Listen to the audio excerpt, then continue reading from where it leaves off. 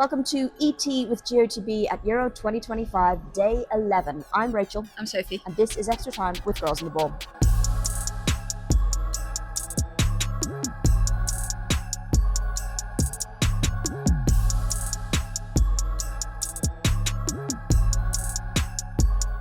That's right, we are in Zurich, but we're still in a car park. Rather than going home to our Airbnb, we've decided to find and stay in this car park and record for you here because we've gotten so much feedback about how much everyone loves a car park. You love it.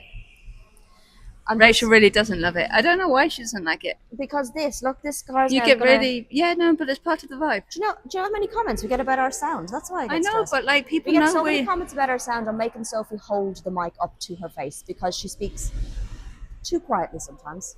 So I want to make sure you guys can hear her. We also had a chat about car parks. Sophie's decided that we should do a car park series in England, which I think is a terrible idea because A, we very rarely get parking. B, when we do, it's outside. And C, the weather is never this nice in England. I think you guys should drop it in the comments about whether you want us to do something just bit me. A car parking comment or not. that is karma live in action right there. You've just seen it. Did you see that? You saw that. She just got bitten. Anyway, we did have a lovely afternoon, didn't we? You're fine. We did. Still there. We worked all morning. We did some very hard work all morning, and then we went down to the lake. We did. We finally went for a swim in Lake Zurich and had a very nice time, relaxed in the sunshine with our friends. It's cold, but once you get used to it. Yeah, it's like the initial shock, and then you warm up pretty quick, really, I think. So yeah, it was well worth it. Yeah, if you are planning to do that, be careful. It gets quite deep quite quickly, which I learned, especially when you're trying to get your hair wet. And when you're little. And that was like not a necessary comment, but thank you for putting it in there. Let's move on to the football quickly. Because, of course, we were in Zurich for Germany versus Sweden. It was the turn of Group C for their round 3 games. Germany, Sweden, Denmark and Poland. We already knew that Germany and Sweden were through. We just didn't know which way round, who was going to come first, who was going to come second. And we knew that Denmark and Poland were already out, making that one a dead rubber, which I actually think got me thinking that maybe Poland would be really up for it, and I think I thought Denmark were going to struggle to get themselves up for it, so that's kind of how it panned out. But this game, Germany-Sweden, Germany needed to win to top the group. Sweden would have gotten away with the result to top the group, and it ended in it was the most chaotic game. It's got to be one of the most chaotic games of the tournament. I mean, it was utterly mad. So it ended 4-1 to Sweden. The goals from Brand, Blackstenius, Holmberg, Rolfo and Hurtig. A wild game. It started off at 100 miles an hour. Germany had a chance within the opening 40 seconds. Sweden went down the other end and had an opportunity, and I was like, all right, both teams are going to just try and outscore each other. They're here to play. Yeah, I think Germany started the brightest really for the first 7 minutes or so. 7 minutes. Scored the goal and looked like they could tear apart Sweden's defence. I mean, the pace of Jules Brand for that goal, just to sort of glide past. This is why we don't. What the fuck was that? I think everyone's alive. Sorry, I just swore. That's all right. This is why we don't record in a car park. I'd like to think that wouldn't happen in England, but someone just blew a tire or something. I don't know. We got some nice comments from people saying how well we handled the noise in the car park. Yeah, that one was a big one. We might slow that one down and just clip it up just to see how well we handled that one. But anyway, back to the game. Jules Brand, sliced him open with her pace. A great ball from Wamser from the right back position, and she just went past like 2 or 3 Swedish players, and it just looked like they were running treacle, to be honest, because she just glided through and they couldn't keep up with her. And I do think that is probably a frailty in the Swedish defence, is that they aren't particularly fast. Whoever comes into that back line, it's on no particular individual. It's just quite a slow back line, especially on the left side of it. So I thought then, Sweden are in trouble here. And looked like the area that could be really And then exploited. Germany just went off the boil massively. Hang on. So they got a goal back, Sweden, through Blackstenius. It was 1-1 when then Holmberg scored for Sweden, right? Sweden kind of turned up the pressure a little bit, because it really felt a little bit at times like tennis. It was quite transitional, like both sides kind of having a pop at each other, wasn't it?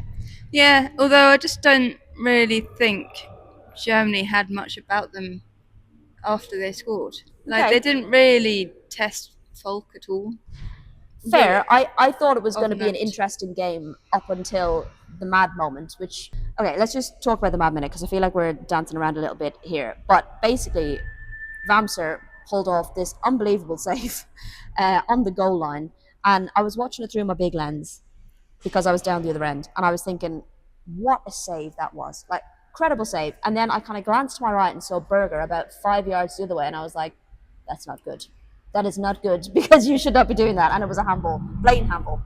Yeah, I honestly don't know what she was doing. She turned herself into a goalkeeper for a moment, and Good save. it was a really stupid move, though, wasn't it? Because it was just like kind of yes, you. I get that you want to prevent a goal. I get that's your ultimate job on the goal line, right? But to do that, to go down to 3-1 down, and to reduce your side to 10 players, just gives you no hope. And yes, they weren't playing particularly well, What was the first half? but they were very much still in the game, and you thought they could get goals. So I just don't understand why she thought that was the best option. And inevitably, when a spot kick comes, you're going to score from the spot anyway. More than likely. Um, It's not like we were talking about this on the way back. It's not like you're 87 minutes down, you're 1-0 up, a player breaks through and they're heading towards the box, and you pull them down, knowing you're going to get a red card, but you've prevented a goal, and they go down to 10. And this was a different situation because like you're on the goal line, so handling the ball, the obvious thing is you're going to get a red card. And you're going to get a penalty, which is more than likely going to be a goal, and then you're going to be down to 10. Now, some people said, "Oh, it was her automatic reaction." If your automatic reaction to do that is to do that, don't go on the goal line, first of all. Second of all, a red card, 1 game suspension, apparently. yeah, it's insane because that's the same suspension as getting 2 yellows, and surely getting a straight red is worse than getting 2 yellows. For me, I understand that it's a small competition, so It should at least be 2. yes, and the rules do say that if it's a violent challenge, UEFA can, well, the referee team can step in and upgrade it to 2 or 3 games, depending on, I guess, if you're going 2-footed with the studs up. Yes. It might be escalated to 3 games. But yeah, it seems mad that it's the same punishment for 2 different things. That just seems crazy. Anyway, look, Freelina Rolfo stepped up on her 100th cap, put the ball away. The game just felt like it was out of reach for Germany there. They did push forward at times. They did kind of look dangerous at times, but I feel like Sweden just always looked like they had that extra player going forward and probably could have had more. And they did get a fourth goal towards the end in Lena Hurtig, and we always love when Lena Hurtig scores, don't we? Yeah, I mean, she's just a kind of icon at this point, icon of women's football. Everyone, I think, smiles when she scores at the moment. But yeah, she she had tried to lob Berger from about like halfway inside her own half. She spotted Berger off the line and went for it, and I just got the giggles because I was like, love, you're never going to score from there. I'm sorry. You're great at what you do inside the lobs, but you're not so good at the long range shots, I think. So Yeah. I mean, the main thing was, I think we both thought this was going to be a good game. I don't think we thought we were going to be served the chaos that was on the pitch. It did feel a bit like both teams are going 100 bloody miles an hour. And I was like, lads, like, you're both through. Yeah. Calm down. Let's try and get everyone through to the next This game. is what I was really surprised about with Germany is like Sweden were obviously going all like guns blazing to get that top spot. And Germany, while it was a helter-skelter match and there were some tough challenges and stuff, Germany just didn't look quite up to it offensively. And I just, it was a bit weird because now they drop into the half of the draw with Spain, and they will face the winner of Group D, so either France or potentially England if England do it, but more likely France. So now that bottom half of the draw is looking like France, Spain, Germany all on one side of the draw, which is bonkers. Wow. Well, yeah, a crazy game. And then I want to give a shout out to the Swedish fans. Like, we've seen all of Sweden's game. The way it's worked out is we've seen in every group, we've seen all of one team's games. And in Group C, it was Sweden. So we've seen all of Sweden's games. And their fans have been superb They're so throughout. good. And obviously, we know the fan march and everything is brilliant. But, like, inside the stadium, they never stop. There was like a good 10 minutes in the second half where they were just bouncing. Like literally just bouncing up and down. It's so good, and like the relationship between the team and the players is lovely. Like, what's nice about the Lettergrund Stadium, as much as I don't like a running track, the players come around the pitch and onto the running track, and they were right underneath the fans. They've had done like a squad photo with the fans after every game. They've gone over to them after every game. They've sung, they've danced, and it's been really nice to see. So I'm pleased that they're still in the competition. Right, we've got to move on to an historic win for Poland, 3-2 against Denmark. Pedela Bidas, Pajor Wiankowska Thompson and Brune with the goals there. Incredible. I'm delighted, A, that Poland got points and won, B, that Pyro scored. Wonderful. Sounded like they deserved it. Sounded like they, in the first half, deserved to be up.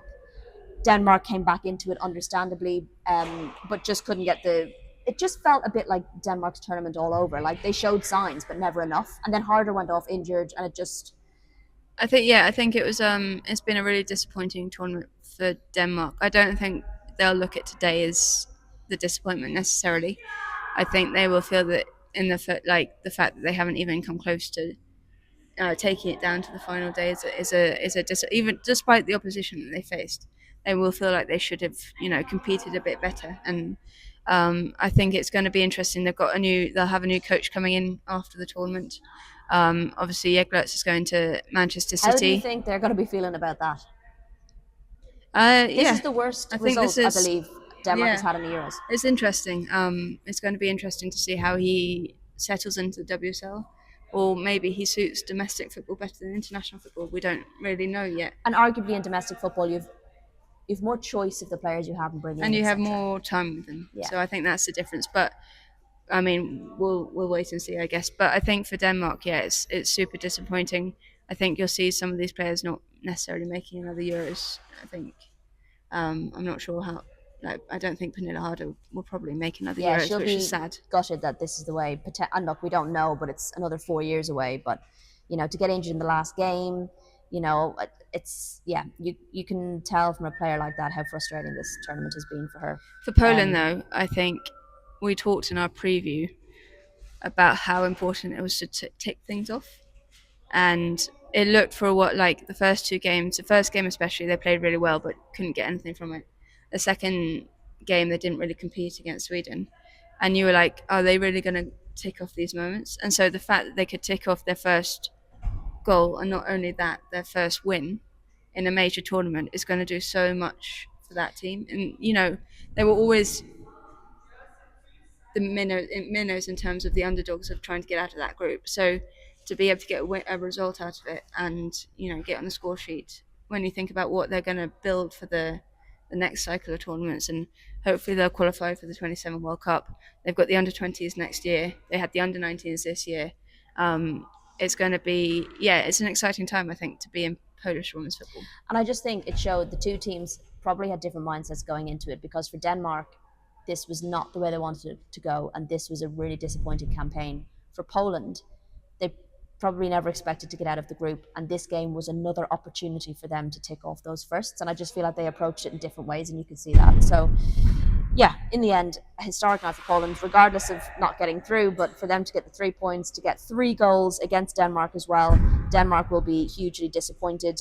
It does mean, as you said, that Sweden will face the runners-up of Group D, and Germany will face the winners of Group D. And Group D is tomorrow. We have got England taking on Wales, and we have got France taking on the Netherlands. And the permutations are complicated. Well, I was going to say, England need to win. If England win, they're through. If the Dutch win and England lose by 4 to Wales, Wales can get through.